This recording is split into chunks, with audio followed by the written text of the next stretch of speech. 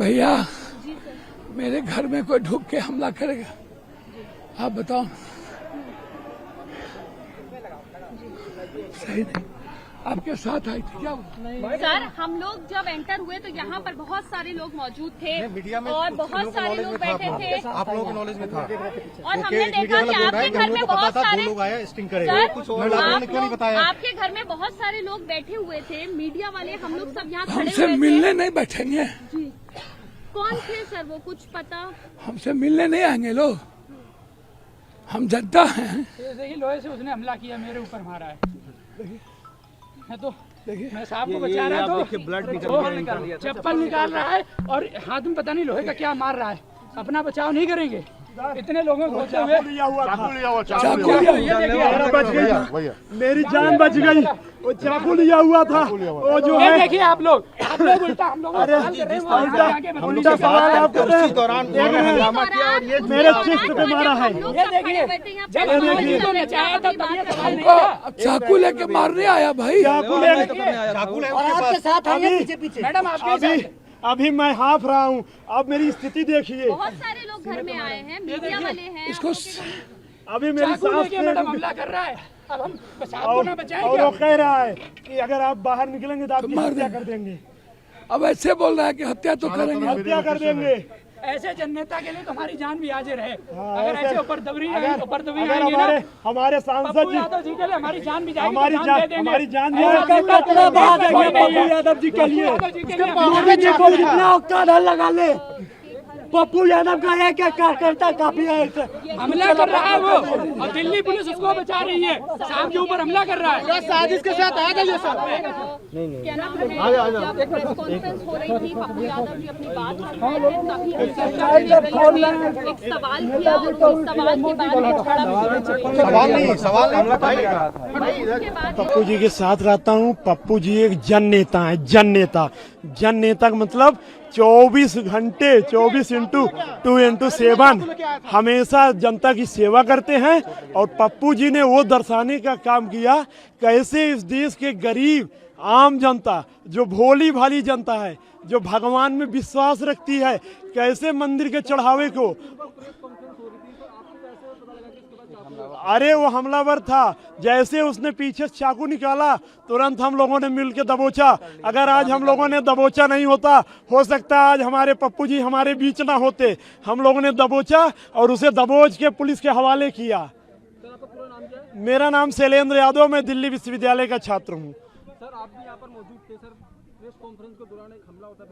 देखिए एक समर्थकों के बीच एक कोई अराजक तत्व टाइप का था, उसके हाथ में चाकू था और प्रेस कॉन्फ्रेंस के बीच जैसे आप लोगों ने देखा कि वो चप्पल निकाल लिया सांसद जी पे हमला करने के लिए और चाकू निकाल लिया। वो तो सोचिए कि समर्थक थे इतने, तो इतने समर्थकों ने मिलकर के उसको पकड़ करके पुलिस के हवाले कर दिया, बाहर निकाल दिया। नहीं तो आज सोचिए किस तरीके से एक जन नेता पे जो 6 बार का सांसद रहा उसके ऊपर एक चाकू से हमला, वो भी प्रेस कॉन्फ्रेंस के बीच।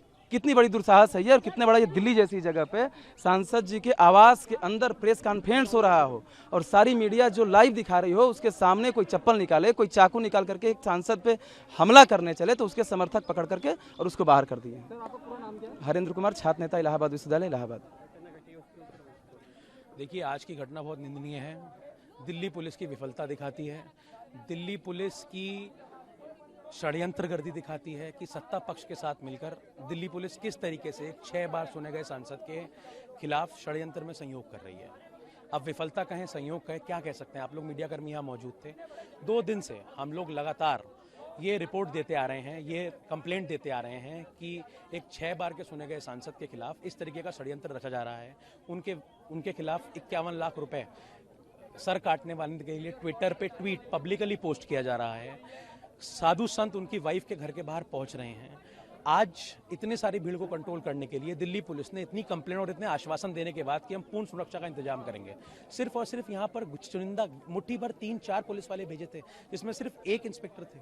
वो होने के बाद मीडिया कर्मियों की मौजूदगी में एक डेमोक्रेसी में इस तरीके से चाकू लेकर वो लोग चलाया, उन्होंने इस तरीके से बदतमीजी की, ये बहुत निंदनीय है, बहुत अर्दनीय है। अब हम कार्रवाई आगे करेंगे।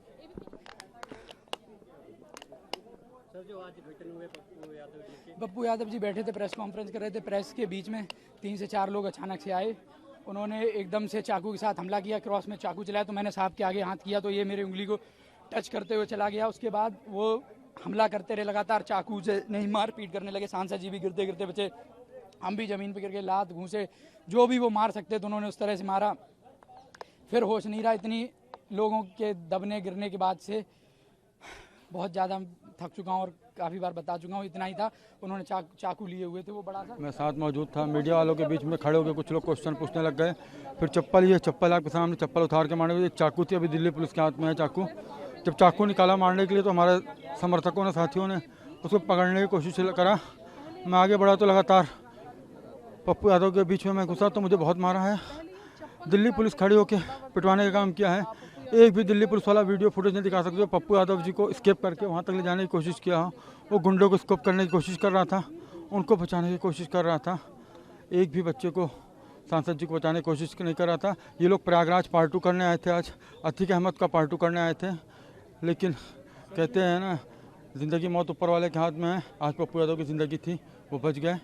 ये लोग अतीक अहमद का पार्ट 2 करने आए थे, जो नहीं हो पाया। आज दिल्ली पुलिस में पूरी जिम्मेदारी दिल्ली पुलिस और दिल्ली सरकार की है, उन्होंने मिलकर साजिश करी है। आज एक बार ये जानना चाहिए कितने लोग थे, ये क्या? मुझे नहीं पता, मैं 2 से 3 लोगों थे, उसके बाद मुझे इतना मार पड़ी कि मैं बेहोश हो गया था। वहाँ से मेरे साथी मुझे उठा के लाए, मुझे कोई जानकारी नहीं है। दिल्ली पुलिस लेके गई है अपने साथ, उनको पता हो कितने। मैं 2-3 लोग को देखा, उसके बाद मुझे इतनी चोट लगी है कि मैं बेहोश हो गया था। उस टाइम मुझे कुछ नहीं पता चला कि कौन क्या किया, कौन नहीं किया। जी, कितने वो आप अपना परिचय भी बता दीजिए कि आप यहाँ पर थे।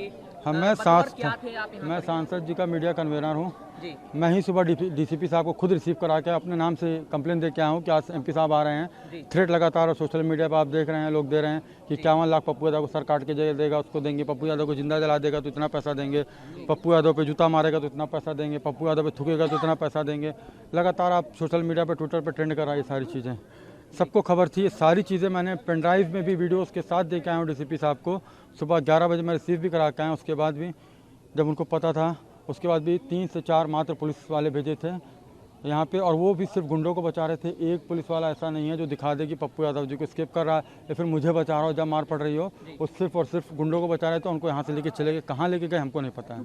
जब शायद मेरे ख्याल से आप भी शायद पप्पू जी के साथ हाँ, मैं बगल पूर्णिया से हाँ, या फिर एयरपोर्ट से उस बीच भी सूचना आई थी कि यहाँ पर कुछ लोग हाँ, एकत्रित हैं। हाँ, और शायद मैंने ही न्यूज़ फ्लैश की थी, मैंने भेजा हुआ था सब जगह की। हाँ, उसके बाद भी पुलिस का एक बंदा नहीं बढ़ा, उन्होंने 3 से 4 लोगों को ही मात्र भेज रखा था। तो क्या उस समय आप लोगों ने ये भी मतलब जाहिर है कि यहाँ लोग हाँ, मैंने मौजूद थे, तो हाँ, क्या मैंने उनको इसे लेकर कोई इशू नहीं कुछ कहा था कि कुछ लोगों को चेक कर लिया जाए ऐसा कुछ? क्योंकि चाकू भी नहीं, हम तो रास्ते में थे। सचिव साहब को मैंने बोला, वो कहे कि नहीं कोई दिक्कत नहीं, यहाँ पूरी फोर्स में लगा। जब मैं आया गेट पे देख रहा हूँ 2 से 3 लोग थे, एमपी साहब मीडिया वाले साथी थे, प्रेस कॉन्फ्रेंस करने लगे, मामला पूरा शांत था।